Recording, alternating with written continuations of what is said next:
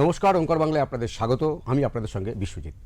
আজকের বাংলা রাজনীতি অনুষ্ঠানে আমাদের আলোচনার বিষয়, মুখ্যমন্ত্রী শুভেন্দু অধিকারী কথা দিয়েছেন যে অভয়ের বিচার হবে। মুখ্যমন্ত্রী বার্তার পর আজকেরই গ্রেপ্তার হয়েছেন নির্মল ঘোষ। যে নির্মল ঘোষের বিরুদ্ধে একাধিক অভিযোগ উঠছিল তৃণমূলের সময়, যখন তৃণমূল বাংলায় শাসন ক্ষমতায় ছিলেন, তখন কিন্তু অভিযোগ উঠছিল যে নির্মল ঘোষ তার নেতৃত্বে দেহ লোপাট এবং একাধিক তদন্ত লোপাট করা হয়েছে, কিন্তু তিনি গ্রেপ্তার হননি।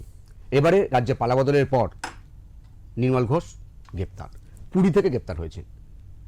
ঠিক এই বিষয়টা নিয়ে আমরা আলোচনা করব। এই মুহূর্তে স্টুডিও উপস্থিত রয়েছেন বিখ্যাত সাংবাদিক ও রাজনৈতিক বিশ্লেষক অর্কবাবু সরকার। দাদা, আপনাকে ওঙ্কারে স্বাগত। বিচার পাবে অভয়ের মা?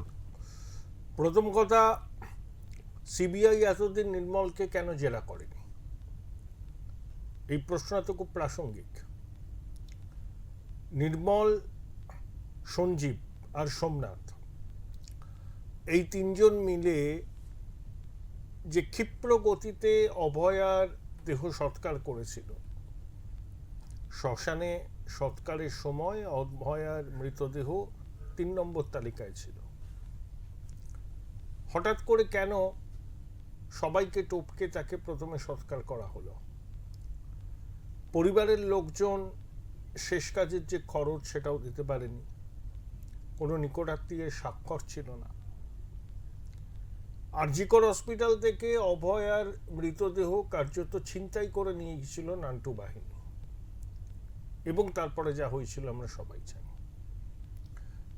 তাহলে এত তাড়া কিসের? 1 ঘন্টা বাড়িতে রেখে তড়ি ঘড়ি করে যে কোনো মূল্যে সৎকার করা। নান্টুর কি স্বার্থ?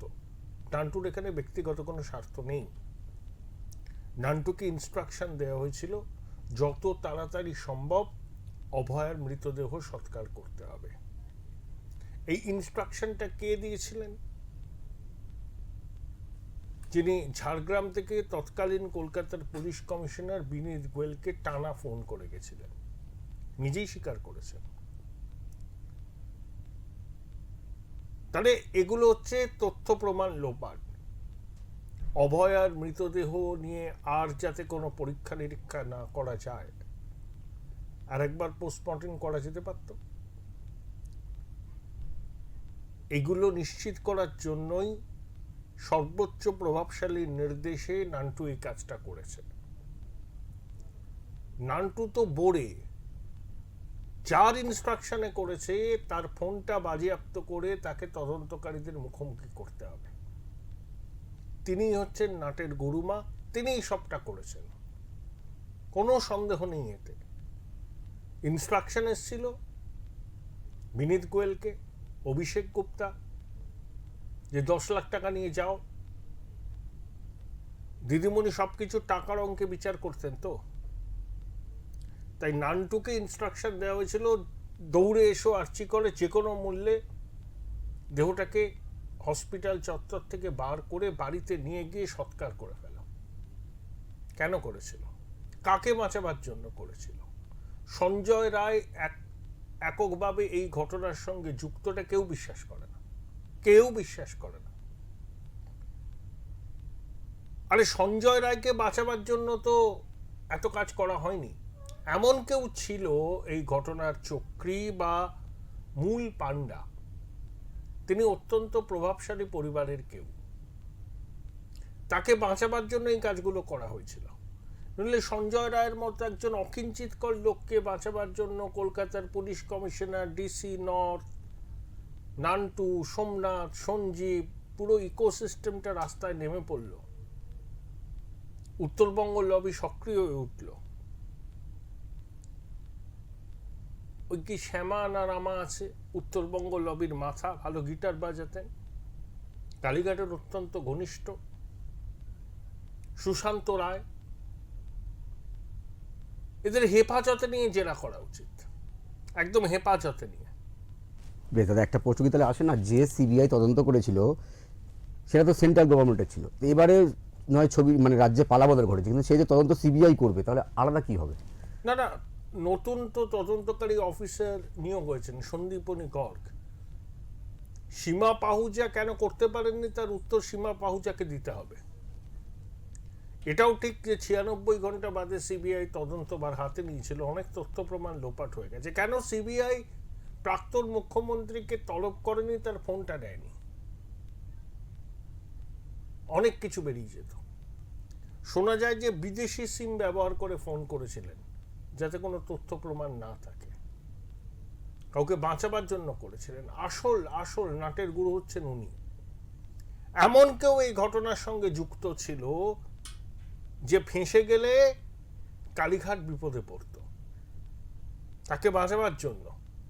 আচ্ছা, নতুন করে তদন্ত হচ্ছে, ধরো তদন্ত গিয়ে ধরো কালীঘাট পর্যন্ত পৌঁছালো, এবং কালীঘাটের পর্যন্ত এমন কার কাছে পৌঁছালো তাকে গ্রেপ্তার করার সাহস দেখাবে? হ্যাঁ হ্যাঁ, আমি তো নতুন সরকারের কাছে দাবি জানাবো যে প্রাক্তন মুখ্যমন্ত্রীকে জিজ্ঞাসাবাদ করা হোক।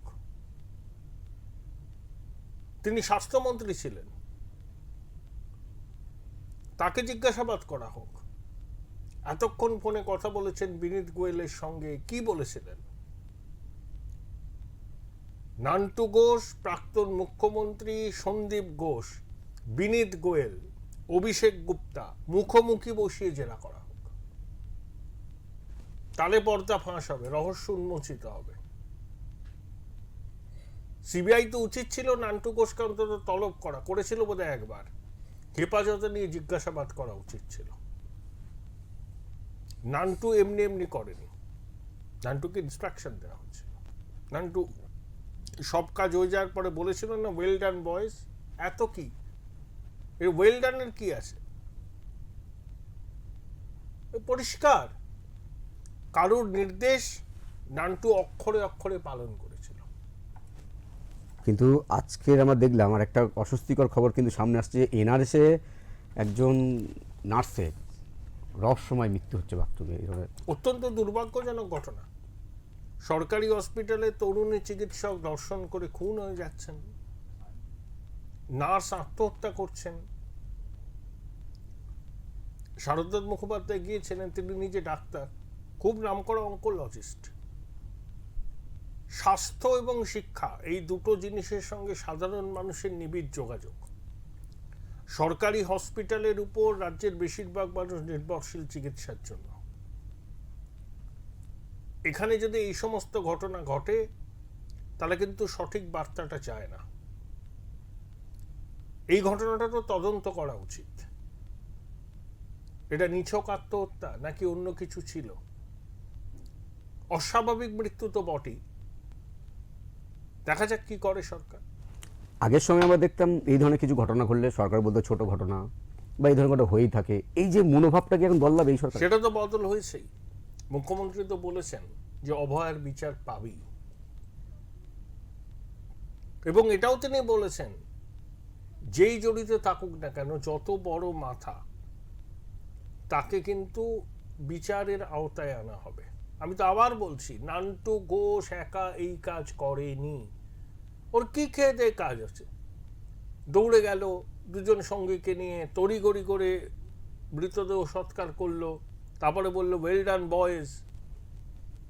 হতে পারে নান্টুর বিধানসভা কেন্দ্রের একজন বাসিন্দা। ওই রকম একটা শোকের আবহে এত তৎপরতা কিসের? কি লুকাতে চাইছো? কাকে আড়াল করতে চাইছে? আজকে অভয়ার মৃতদেহ যদি সৎকার না করে পুনরায় ডাক্তারি পরীক্ষা নিরীক্ষা পোস্টমর্টেম আরেকবার করা যেত, সেই সুযোগটা তো রইল না। পরিকল্পিতভাবে রাতারাতি, মানে কয়েক ঘন্টার মধ্যে পুড়িয়ে দেওয়া হলো মৃতদেহটা। এটা অস্বাভাবিক তো বটে। এ কি সঞ্জয় রায়কে বাঁচাবার জন্য? কে সঞ্জয় রায়? এই সাধারণ বুদ্ধিতে এগুলো বোঝা যায়। সঞ্জয় রায় নয়, কেউ আছে, যে এমন কেউ যার পরিচয় সামনে আসলে কালীঘাটের ভয়ঙ্কর বিপদ হতো।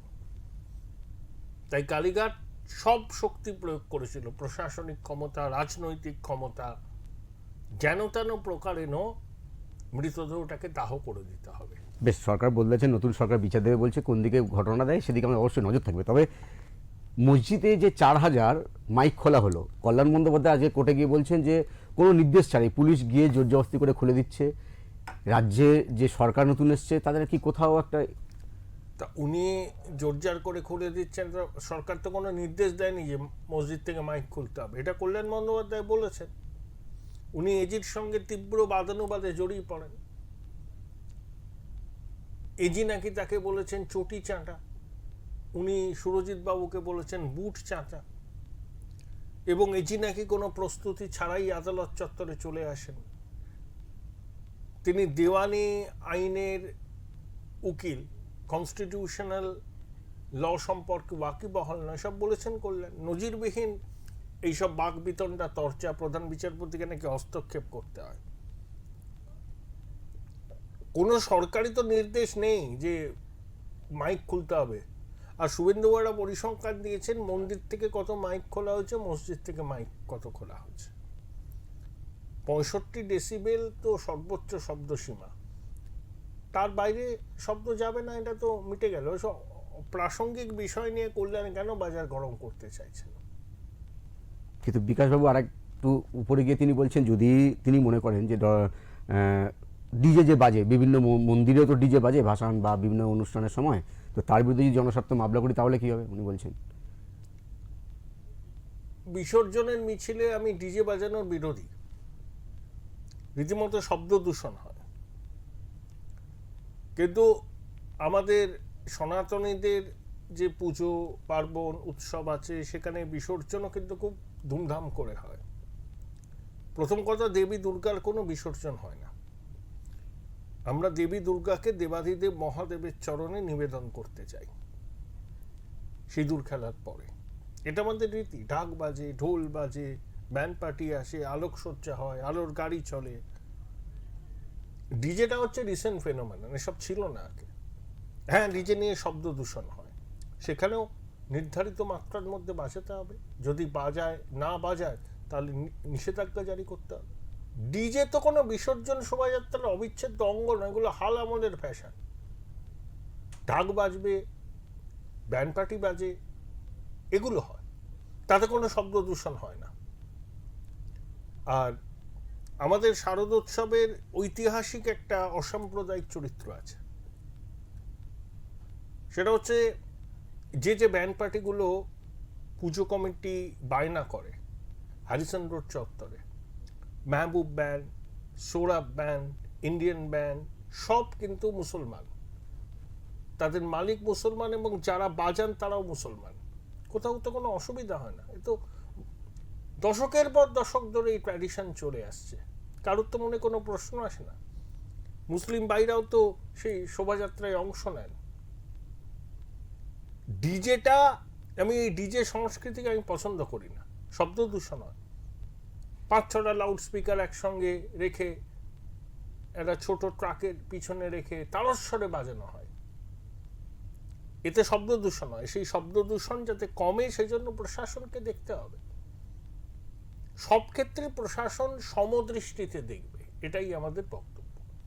বেশ, নেতাজি সুভাষচন্দ্রকে নিয়ে অনন্ত মহারাজের মন্তব্য। অনন্ত মহারাজ যেটা স্বপনবাবু বলেছেন নাম করে, উনি উন্মাদ। বাঁদরামির একটা সীমা থাকা উচিত। বিজেপির উচিত ওনাকে এক্সপেল করা, ইমিডিয়েট। রাজবংশী ভোটের স্বার্থকে মাথায় রাখবে না কোটি কোটি বাঙালি ভারতবাসীর আবেগকে মর্যাদা দেবে, বিজেপিকে ঠিক করতে হবে। এক মুহূর্ত ওনার বিজেপিতে থাকার অধিকার নেই। কোনো রাজনৈতিক দল যেন ওনাকে বরণ না করে। উনি যে কথা বলেছেন, কোটি কোটি ভারতবাসীর আবেগ আহত হয়েছে। নেতাজি শুধু বাঙালি নয়, ভারতের নেতাজি সুভাষচন্দ্র বোস হচ্ছেন এমন একজন মানুষ, শুধু ভারত কেন, বিশ্বের বাইরে যারা ভারতবর্ষের ইতিহাস সম্পর্কে অবহিত, ভারতের স্বাধীনতা সংগ্রামে খবর রাখেন, তারা নেতাজি ছাড়া তো হতো না। দ্বিতীয় বিশ্বযুদ্ধে মিত্র শক্তির জয় হলো, কিন্তু ব্রিটিশ দুর্বল হলো। মরার উপর খাড়ার গা আজাদিন ফৌজ, বেতার বাসন নেতাজির, রেঙ্গুনে চলে এলো আজাদিন ফৌজ। তা সেই সময়ের প্রবীণ মানুষরা জানেন সারা ভারতবাসীর কি আবেগ, কি উন্মাদনা। তারপরে 46-এর নৌ বিদ্রোহ, তারপর তো স্বাধীনতা। না, আমি একটু বিষয়, গান্ধীজিকে ফাদার অফ দ্য নেশন বলেছিলেন নেতাজি। আজকে যে আমরা গান্ধীজিকে জাতির জনক বলি, উপাধিটা কে দিয়েছিলেন? সুভাষচন্দ্র বোস। নেতাজিকে রবীন্দ্রনাথ বলেছিলেন দেশনায়ক। আর এই সুভাষ বোসকে নিয়ে কোথাকার কোন মহারাজ উল্টোপাল্টা কথা বলে যাবেন, এগুলো বাঙালিকে সহ্য করতে হবে। ইমিডিয়েটলি এক্সপেল করা উচিত। না, আমি একটা বিষয় জানতে চাইছিলাম যে কালকে বিধানসভায় দাঁড়িয়ে মুখ্যমন্ত্রী বললেন যে প্রত্যেকটা বিধানসভায় একটা করে সেবা কেন্দ্র খুলতে হবে সাধারণ মানুষের সেবা দেওয়ার জন্য। মুখ্যমন্ত্রী সেই ভালো- নামটা নেতাজি সুভাষচন্দ্র না, বসু ওটা নয়। ভালো পদক্ষেপ দেখি মাস্টার নিয়েছেন, স্ট্রোক বা কোথাও কি ভালো পদক্ষেপ নিয়েছেন, ড্যামেজ কন্ট্রোল করেছেন। ব্যাস, আমি এটাই জানতে চাই, ড্যামেজ ড্যামেজ কন্ট্রোল। কন্ট্রোল, কিন্তু এ থেকে ড্যামেজ কন্ট্রোল হবে, অবনত মহারাজের বহিষ্কার চাই। শ্যামাপ্রসাদ মুখোপাধ্যায় এক উজ্জ্বল নক্ষত্র, যার জন্য পশ্চিমবঙ্গের সৃষ্টি। তার 125 ফুটের উঁচু মূর্তি হবে, অসাধারণ সিদ্ধান্ত।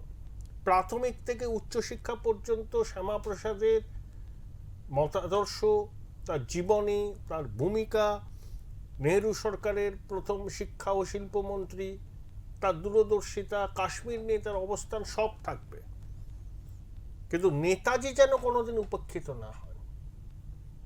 দেশনায়ক নেতাজি সুভাষ বোস। এই যে পাঞ্জাবে ভোট হবে, পাঞ্জাবিদের কাছে নেতাজির কি আবেগ, সেটা বিজেপি নেতৃত্ব জানা উচিত। ইমিডিয়েটলি বহিষ্কার করা উচিত অনন্ত মহারাজকে। কোনো যদি কিন্তু কোনো vote bank, Rajbanshi vote bank. আমি তো আর একটা জিনিস অবাক হয়ে গেলাম যে 12 তারিখে বিধানসভার অধিবেশন চলছিল, কেন নিন্দা প্রস্তাব আনা হলো না? শুধু উত্তরবঙ্গের বিধায়করা মুখ্যমন্ত্রীকে বললেন নবান্নে গিয়ে, তা অন্য বিধায়করা কি করছিলেন? কেন একটা নিন্দা প্রস্তাব আনা হলো না অনন্ত মহারাজের এই কুৎসিত উক্তির বিরুদ্ধে? বিজেপি যেন আমাদেরকে টেকেন ফর গ্রান্টেড না ভাবে। নেতাজি সুভাষ বোসের অপমান ভারতবাসী সহ্য করবে না, বাঙালি সহ্য করবে না। অনন্ত মহারাজকে বহিষ্কার করতে হবে। ব্যাস, সুভাষচন্দ্র নিয়ে আলোচনা হচ্ছে না আমাদের, কিন্তু একটা মানে প্রশ্ন না করলেই নয়। অভিষেক বন্দ্যোপাধ্যায় বিদেশে গেলে আর ফিরে আসবে না, অনেক উপাধি কথা। অনেক আশঙ্কা করছেন। ও ফিরে আসবে, আগেও গেছিল, ফিরে আসবে, এখনো গেছে, সুপ্রিম কোর্টের নির্দেশে গেছে। কিছু লোক সমাজ মাধ্যমে ভিউ বাড়াবার জন্য এইসব আজে বাজে কথা বলছেন, তারা সমাজ মাধ্যমে ভেসে থাকতে চান। আমি ওদের কথার কোনো গুরুত্ব দিই না। আচ্ছা, 25টা সুটকেস নিয়ে অভিষেক গেছে, কে দেখেছে? ও তো দিল্লিতে ছিল, স্পিকারের কাছে দেখা করেছে, ওর পরিবারের লোকজন এখানে আছে। আর ভারতের সর্বোচ্চ ন্যায়ালয় প্রধান বিচারপতির বেঞ্চ ওকে অনুমতি দিয়েছে, ও যাচ্ছে, ফিরে আসবে। আর ডিপ্লোম্যাটিক পাসপোর্ট নিয়ে যাচ্ছে। ডিপ্লোম্যাটিক পাসপোর্ট নিয়ে গেলে ভারত সরকারের পক্ষে কে কোথায় যাচ্ছে গতিবিধি নজরে রাখা অনেক বেশি সহজ হয়। অসংখ্য ধন্যবাদ। নেতাজি সুভাষচন্দ্র বসু শুধু বাঙালির আবেগ নয়, ভারতবর্ষের রসুনী সম্পদ। সেই নেতাজি সুভাষচন্দ্র বসুকে নিয়ে অনন্ত মহারাজ যে ধরনের মন্তব্য করেছেন, সেটা শুধু নিন্দনীয় নয়, বিধানসভায় নিন্দা প্রস্তাব আনা উচিত ছিল এবং অবিলম্বে নেতাজি সুভাষচন্দ্র নিয়ে এই ধরনের মন্তব্য করার জন্য অনন্ত মহারাজের বিরুদ্ধে কড়া ব্যবস্থা নেওয়া উচিত, এমনটাই মনে করছেন অর্কপ্রপুর সরকার। আলোচনা আপাতত এই পর্যন্তই। অন্যান্য খবরের জন্য চোখ রাখুন ওঙ্কার।